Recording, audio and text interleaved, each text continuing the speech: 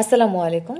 স্নেহে নবম দশম শ্রেণীর শিক্ষার্থীবৃন্দ অথবা পরীক্ষার্থী, আজকে আমরা 4.1-এর সরল করো কনসেপ্টের 3 নম্বর অঙ্কটা শুরু করব। 3 নম্বর অঙ্কটা কি বলেছে দেখো, আমরা অলরেডি উঠায় রাখছি। এখন আমরা অঙ্কটা সমাধান করার চেষ্টা করব। দেখো এখানে সূত্রগুলো আমরা প্রয়োগ করার চেষ্টা করব, যেটা বলেছিলাম যে কোন সূত্রের সাথে মিলতেছে। এখানে ইনভার্স ঋণাত্মক একটা সূত্র ছিল। দেখো কোনো কিছুর উপর যদি ঘাত ঋণাত্মক হয়, আমরা সেটা সমান সমান 1/বেস ইন্টু তার উপর পাওয়ার, যেটা ছিল ঋণাত্মক চিহ্ন ছিল সেটা পজিটিভ আকারে থাকে। দেখো এটার সাথে মিল পাচ্ছ না, তাহলে এখানে আমরা লিখতে পারবো 1/2 পাওয়ার, এই যে -1 এখানে তখন পাওয়ার 1 হিসাবে কাউন্ট হবে, তাই না? প্লাস আছে, প্লাস দাও, তাহলে এখানেও তাই হবে 1/5, এখানে 1 হবে, ইনভার্স 1।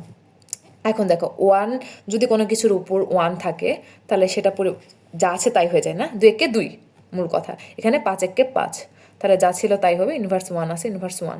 এখন 5 আর 2 লসাগু কত হয়? 10।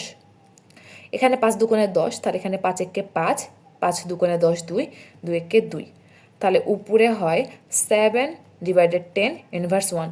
আবার সেম সূত্রটা দাও। কোন সূত্র? এটা কি বুঝছো? a ইনভার্স n সমান সমান 1/a⁴n। এই সূত্রটা আমরা প্রয়োগ করছি। তাহলে এখানে কি হয়ে যাবে? 1/7/10 পাওয়ার তখন হবে 1, -1 না, +1, সরি।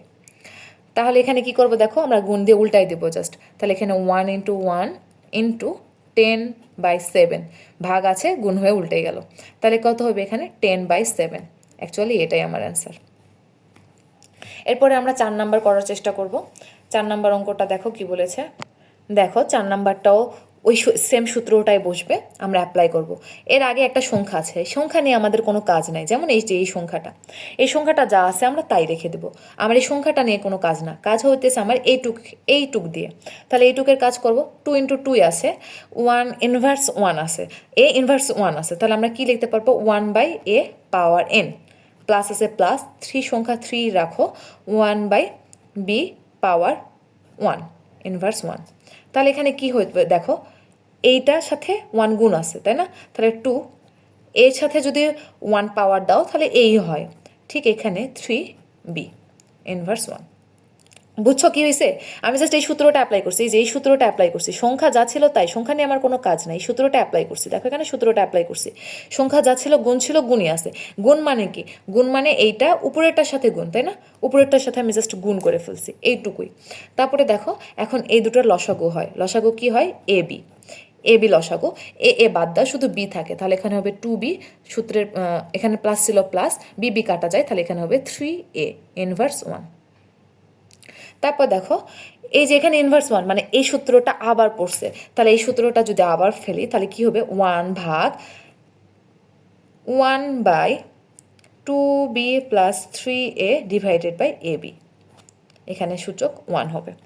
ওই সেম সূত্রটা আবার অ্যাপ্লাই করলাম। তারপরে দেখো আমি এখন জাস্ট গুণ দিয়ে উল্টাই দেব।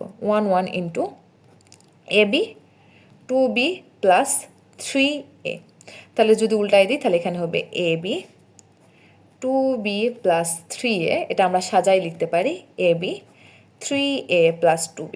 সাজাই না লিখলেও হবে, সাজাই লিখলে খুব ভালো দেখায়, তাই এটাই আমার অ্যান্সার।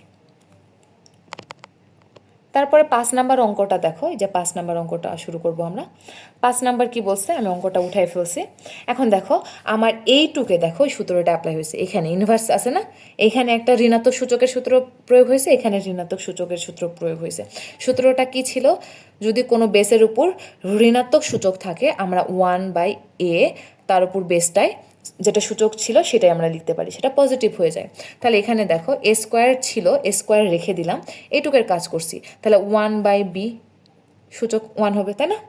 তারপর দেখো নিচে কাজ করি, 1/a², বুঝছো? জাস্ট সূত্র অ্যাপ্লাই করছি, ইন্টু b ছিল গুণ, গুণে থাকবে, তার উপর স্কোয়ার ছিল।